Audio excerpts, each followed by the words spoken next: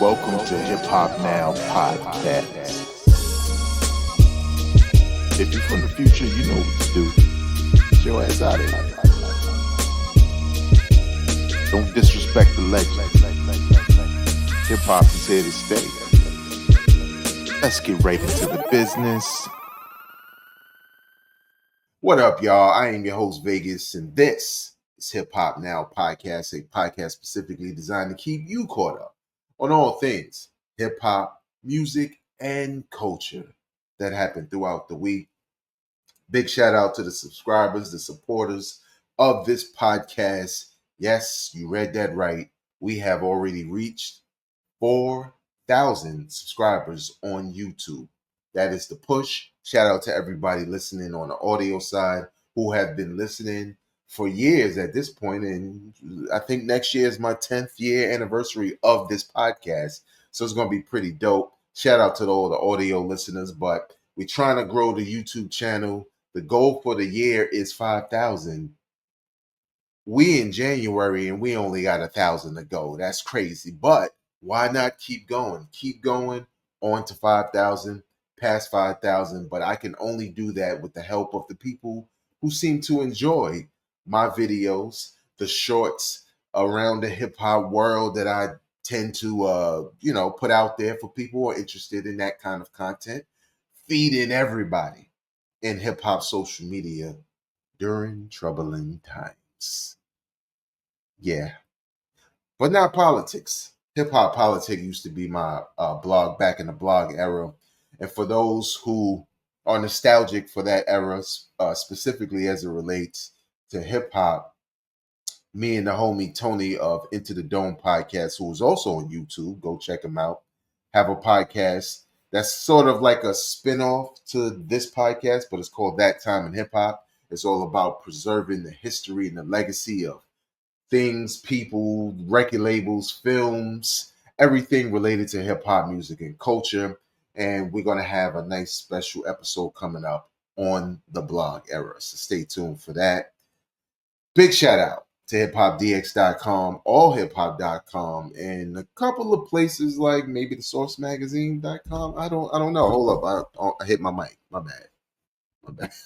My bad. Couple of places where I get some of these stories from. Let's get right into the business, though. So, if you don't know, hip hop's history as it relates to films, obviously the early days like Wild Style and Crush Groove and Breakin' and Beat Street, along with, not so kindly criticized films like Tougher Than Leather with Run DMC and what was the Fat Boys joint called? I think it was called Delirious. But hip hop over the years had relationships, deep relationships with the film industry, from those that I mentioned from the 80s to movies like Juice back in the days that featured Tupac, who was a rapper, if you didn't know, right? And also an actor. Or Boys in the Hood that featured Ice Cube prominently. So especially throughout the 90s, there were plenty of hip hop films hip hop films, if you will. They weren't necessarily about hip hop, but they either featured a rapper as one of the actors or the tone, right? The music, the soundtrack, the dialogue, everything around it felt like hip hop music and culture. Two of those that stand out to me are New Jack City, starring Wesley Snipes, but also starring Ice-T as a cop for the first time, right? I know Law and Order people. We like, nah, he been on there forever. Before there was Law and Order Ice-T, there was this. There was New Jack City, and another one being Above the Rim, a street ball, mainly New York City, both New York City type films, uh, uh, starring Tupac, right? All about, basically all about the Rucker. If you heard of Rucker Park in basketball, legendary Rucker Park in those tournaments and stuff like that. But it's you needed people to bring these things together in a very authentic way that hip hop fans, people from these kinds of neighborhoods who had experienced some of these things, whether it be, the drug cartels of the 80s, and I use cartel very loosely because it was just teenagers up in Harlem, stuff like that, like Paid in Full, which also features Cameron. And also, the street ball culture before and one really took off. You had films like this that shine somewhat of a light on it, but also shined a light on everything else in that community. But I said all that to say one of the dudes who helped to bring that together was writer Barry Moore, who my bad, Barry Michael Cooper, who again he was a screenwriter on films like New Jack City and Above the Rim.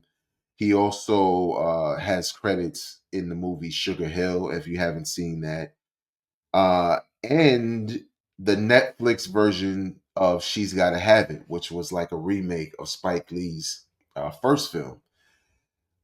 He passed away recently. There's no this I'm getting this from hiphopdx.com. No cause of death has yet been revealed. He was pretty young, I believe. I think he was only something like 53, something really young. I know somebody who's young who's like, oh, that's old to me, but you don't understand. You get closer to that age, you feel like I ain't ready to go. You know what I'm saying? Like most people. So it's not necessarily old.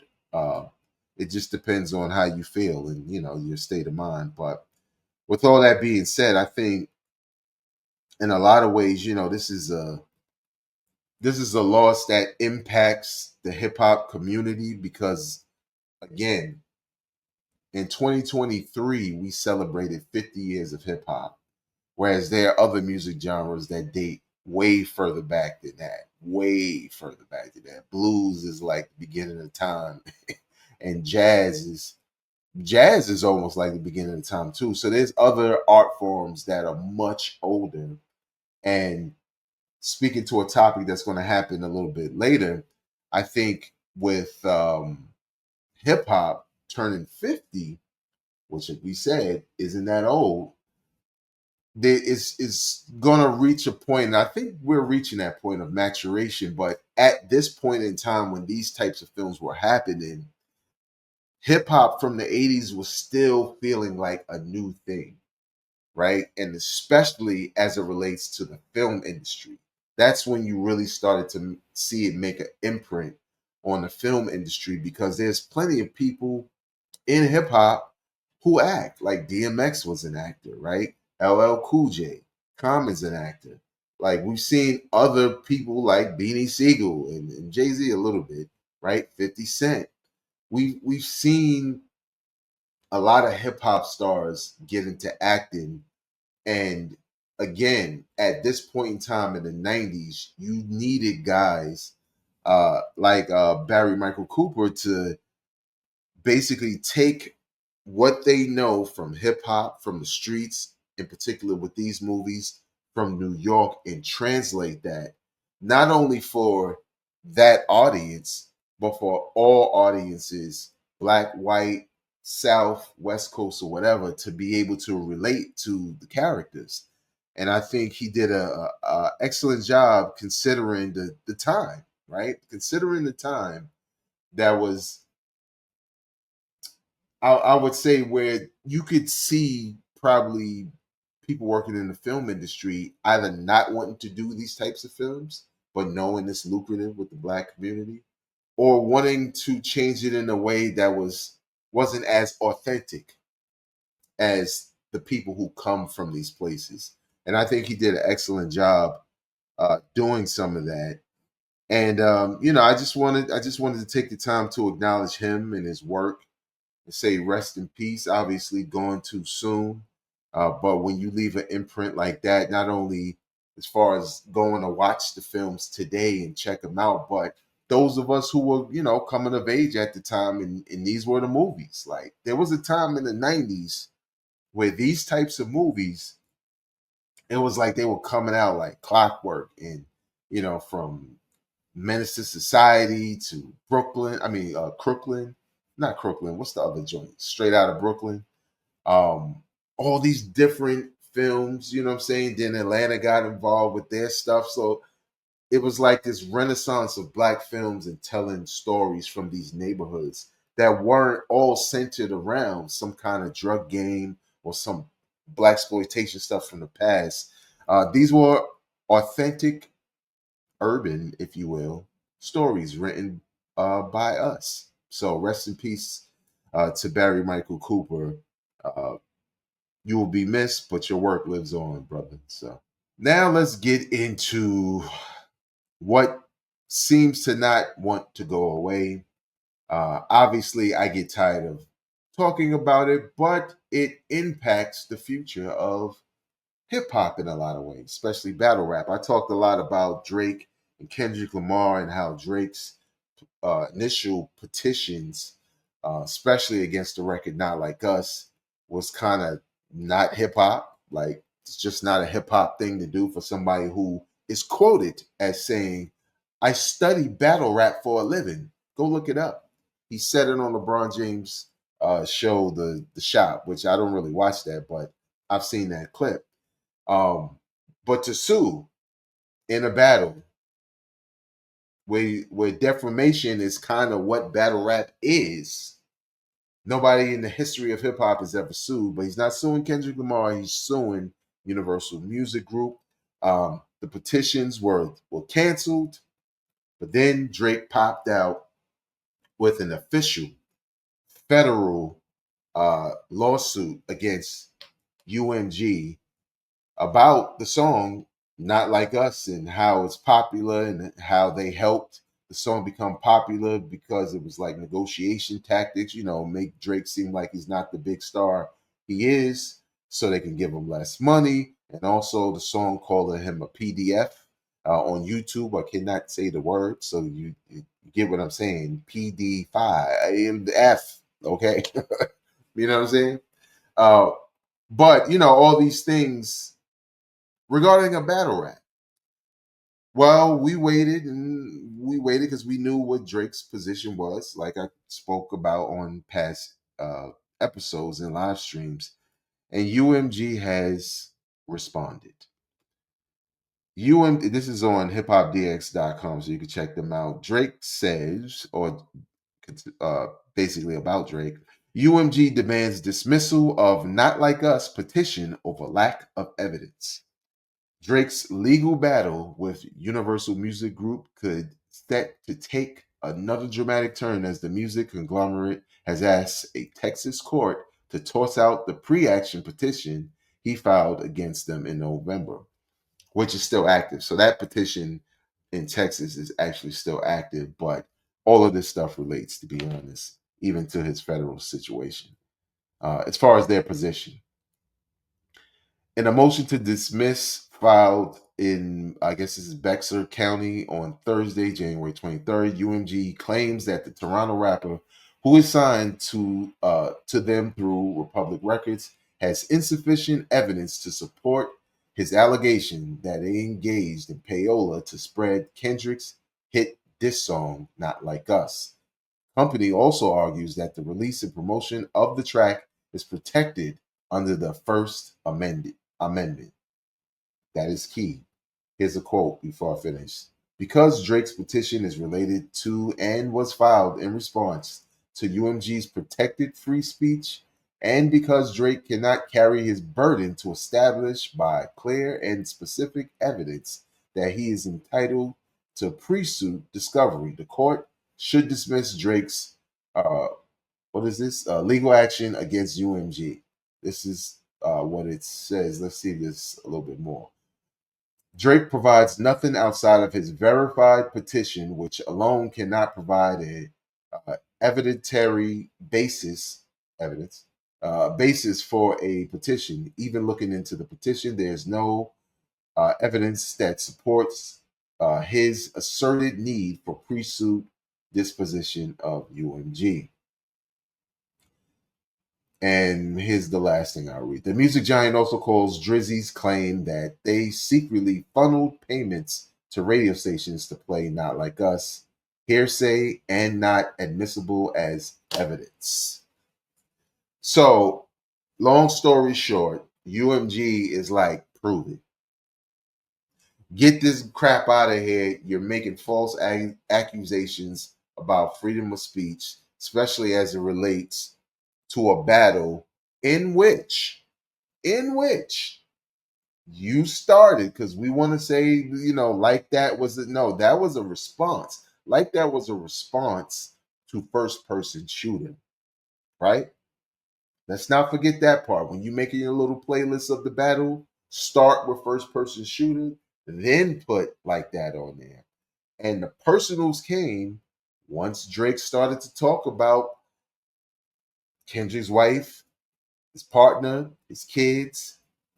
Even though the song was pulled down, even on the record where he was making Tupac's voice, baiting Kendrick into talking about him being a PDF. So, in a lot of ways, these if you want to take Not Like Us lyrics and say, oh, look at this song, it's a defamation of my character. Look at what it's saying about me. And look at these lyrics. Why wouldn't you look at the lyrics that he created or someone ghostwrote or whatever and say, oh, well, here you are provoking these situations. And in its totality, it's what battle rap is. Like, Drake's not wrong for going where he went, but he can't say Kendrick is wrong for responding in the way he did, because it is the essence of battle rap and diss records. Something that Drake said, and I quote, from the shop with LeBron James in them in the shop, featuring Drake. I study battle rap for a living. So if defamation is an integral part of the history of battle rap, why is Drake so surprised by these what's being said about him that he feels like he should sue when he started the defamation? So again, it's not even about picking sides. I like Drake music. I got albums, I got a playlist that I listen to and stuff like that. But this is unheard of. And more importantly, it's really being done to prevent Not Like Us from being performed at the Super Bowl. That's what he's afraid of. That's what he's most afraid of. He don't care what else he performs. He's really worried about that song. Well, and why that song when Kendrick dropped like what four diss records? That song in particular is not just because of what he's saying. It's because of how popular it actually was. And now they about to have one big final celebration on your grave, which is crazy. Uh, when you think about it. So I get his fear, I get his apprehension, but what Drake has shown us with this battle is that that song keeps getting life from him. Like, he's giving it life. Every time we settle in and forget about it, he comes out with a freestyle or he does something to say, yo, round two or whatever. He keeps bringing it back up. And now he's brought it back up in such a way with this lawsuit that seems weird in the sense of battle rap. Like, I get his points about the damage inside of the record, but he was doing the same thing. He just didn't win. I think with this, now people want to see more, like, what is Kendrick going to do? Even if he doesn't perform Not Like Us, you're going to have people tuning in to the halftime show just to see, will he do it? And you're helping with the promotions, which have started. If you're watching the NFL playoffs, you've seen their advertisements for it, but this week in particular, it has picked up with a Apple Music promo announcing basically that SZA would, obviously SZA would be his guest, but there's also reason to believe Tyler the Creator will also be a guest, and it maybe somebody else. I'll just say this: if Lil Wayne pops out and does some records, whew, Drake definitely need just listen to us, man. Just go away, work on them songs for the ladies. Pop out, people will forget about it. But you've made this mess. You've made this the longest L, like everybody would say that we've ever seen in the history of anything, and it's all him. It's all him. So, and lastly, so I posed a question for the audio listeners at the beginning of this episode about does lyrical skill matter again?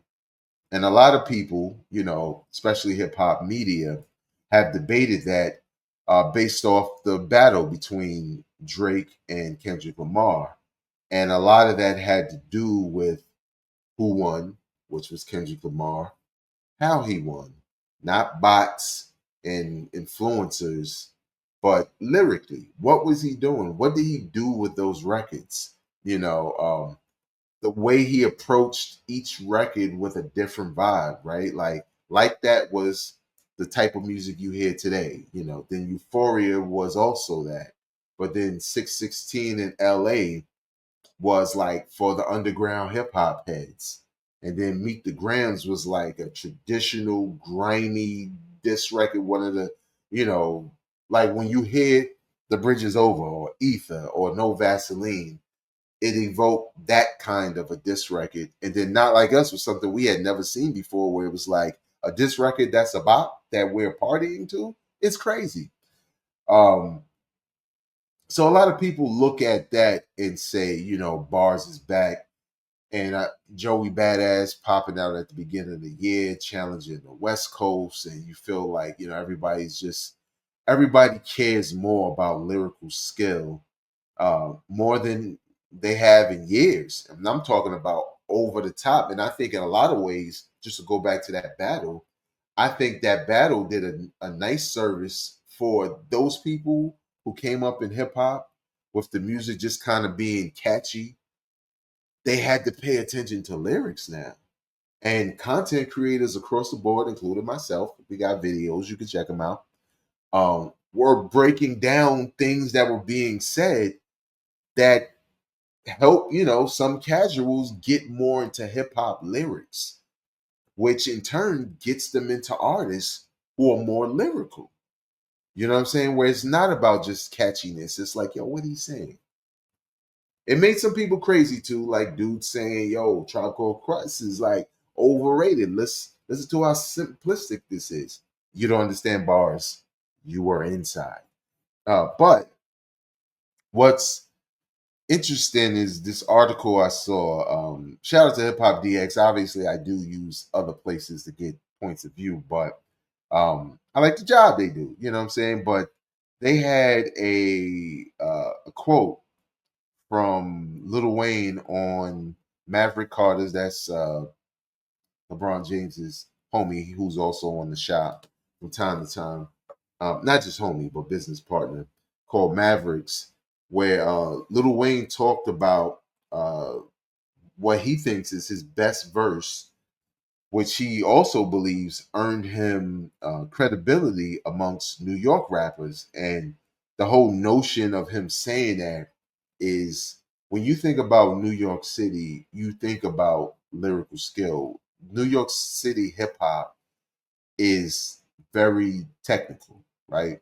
Like, not like obviously you can point to newer cats now who aren't, but the base of New York hip hop, if you're talking Nas, Biggie, Prodigy, people like that, Pharoah Monch, it's lyrical skill. It's how deep can you go with these lyrics, right?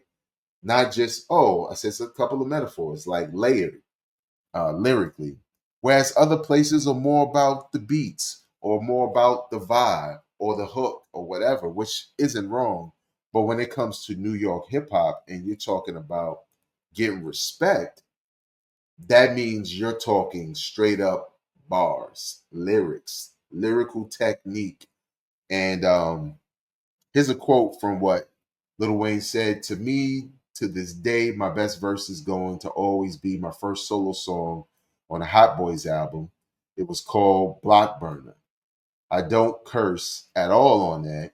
And so when we would go do shows and stuff in New York, like just stuff in New York, like even a TV show or something, if they had another New York artist on that, they would always pull me to the side and let me know, bro, I respect that you rap like that and don't cuss. Uh, he also said because they would always also tell me, I thought when I listened to you, I thought you was just going to be a little sing song artist where it was different, where it doesn't matter if you cussing or not, but you really be rapping. Always New York artists. So I think his experience with whoever he's talking about, and obviously you would assume it's happened enough for him to feel like it was a regular occurrence as far as the respect.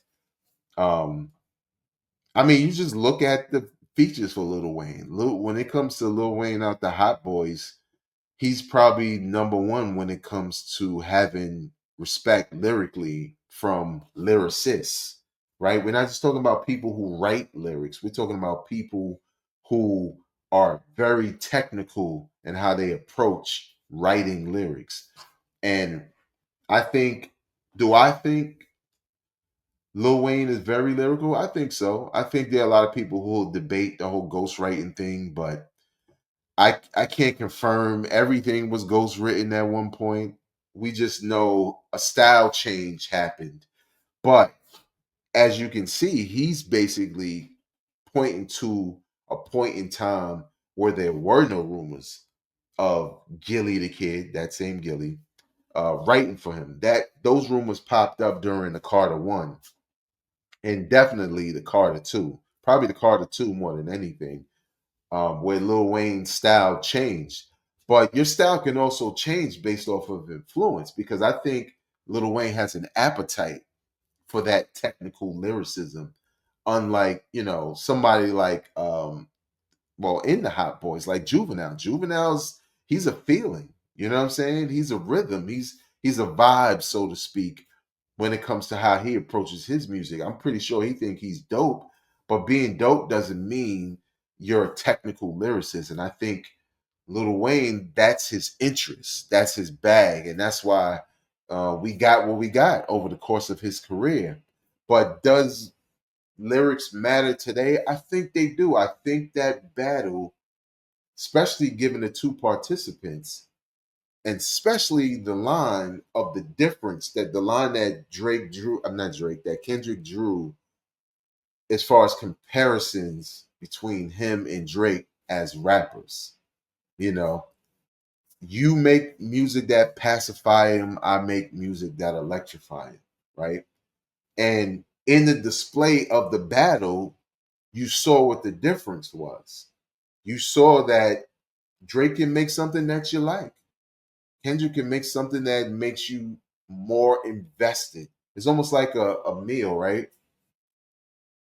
You can go to Wendy's or McDonald's or whatever, and you'll be full, but it's a different kind of full compared to a home cooked meal, right? There's a certain level of preparation for a home cooked meal that you are not gonna get at Wendy's. You're gonna get heat up, like heat the whole thing up and give it to them, right? At home, you're gonna get, if you really know how to cook, you're gonna get ingredients chopped for flavors and combinations and brought together where it just doesn't, it's not the same. And that's kind of what Kendrick is. So I think even though he's always been that, I think this battle put a focus on the lyrics of both of them. And it wasn't all one sided because I like push ups. But it put a focus on both of these rappers, both of their techniques, and who was going to be the better rapper when it was all said and done. And so now everything, especially this Joey Badass stuff, everything that comes out is going to be under that microscope. There are people, except for Glorilla, like people like her, so it doesn't matter what she's saying. But like a person like Sexy Red, there are people who are fans of hers who are like, I don't really want to hear this anymore. Drake keep trying to drop. People keep saying, yeah, something's not the same. And I think that's where you get the whole instance of, lyrics or the importance of technical lyrics being back. Now, I will say this as a fan of music, it doesn't just have to be that. I'm not the type of music fan or hip hop fan that always wants to hear the ultimate bar king. To me, there's a time and a place for when I want to be in that bag versus a bop, like Currency, right? I want to cool out. I don't care if he's rapping about the same things on song after song, album after album. This is where I want to be. And it's okay because hip hop has always been for multiple styles and multiple types of artists. So there's room for Drake as much as there's room for Kendrick. Um, but I'm just glad that people pay more attention to lyrics now. And I hope it lasts. What do you think? Leave your comments in the comment section below on the video on YouTube or anywhere you can leave comments. You can follow me on social media, don't matter the platform, at Vegas Raw INC. We can continue the conversation there if you want. Or right here on YouTube, where the goal is to reach 5,000 subscribers. We've already hit 4,000 subscribers, so I guess we might as well just keep going, right? Why not? But subscribing to the podcast, hitting the like button if you enjoy this episode, commenting because I read the comments and I definitely will hit you back about whatever you say. It doesn't matter. You don't have to agree with me. But the most important thing you can do is share it with other hip hop heads. There's plenty of people who are on different platforms from everybody, from Discord to Reddit or whatever, and hip hop is everywhere. So if there's a space where you can say, I should share this episode because I want to know in this space, what these group of people think about this topic. And this video could be the basis. That's all I'm saying. Remember, I am not a critic. I'm a fan. Peace.